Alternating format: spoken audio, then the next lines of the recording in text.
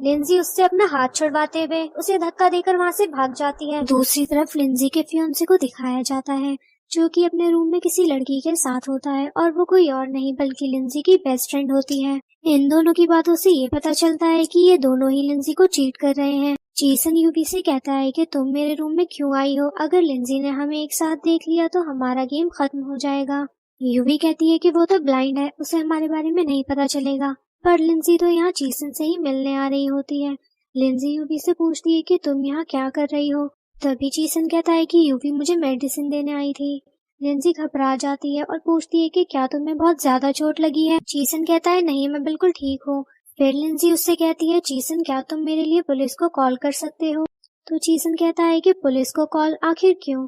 लिंजी कहती है कि मैंने तुम्हें बताया था ना कि जिस दिन मेरे डैड की डेथ हुई थी उस दिन मेरे रूम में कोई घुस आया था और मुझे लगता है उसी ने मेरे डैड का खून किया है, और वो कोई और नहीं बल्कि मेरा न्यू बॉडीगार्ड चीमो है। यूवी कहती है हमारे पास तो कोई एविडेंस नहीं है और हमें हॉस्पिटल रिपोर्ट से ये पता चला है कि उनका मर्डर नहीं हुआ था, वो तो एक एक्सीडेंट था।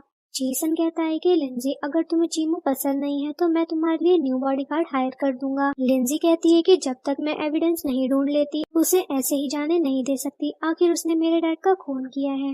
जेसन कहता है कि तुम फिक्र मत करो, मैं तुम्हारे साथ हूँ और अब तुम्हें आराम करना चाहिए। और इसी के साथ एक फ्लैशबैक दिखाया जाता है कि जिस दिन उसके डैड की डेथ हुई थी उसी दिन वो सीढ़ियों से गिर गई थी, जिस वजह से उसके दिमाग पर चोट आई थी और वो कुछ टाइम के लिए अंधी हो गई।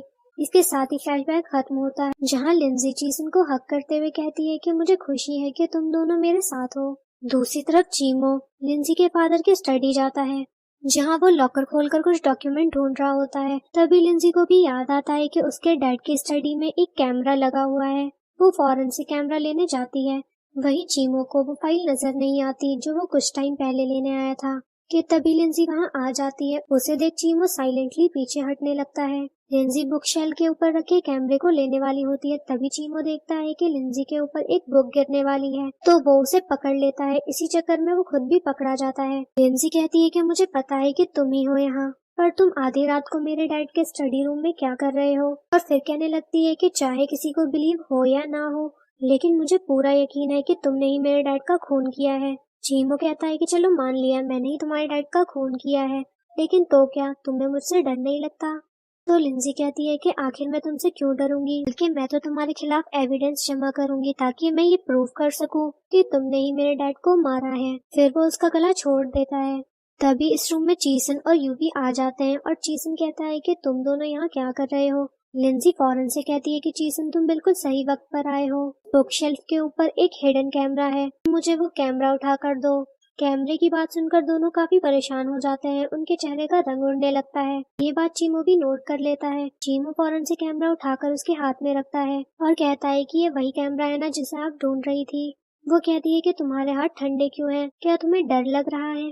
चीमो कहता है कि तुम कुछ ज्यादा ही सोच रही हो, मेरे हाथ हमेशा ही ठंडे रहते हैं। फिर लिंजी इस कैमरे में से एक चिप निकालती है और फिर उसे चीसन को दे देती है और कहती है कि प्लीज इसे चेक करके बताओ, शायद इसमें कोई प्रूफ हो जिससे ये पता चल जाए कि मेरे डैड को किसने मारा है।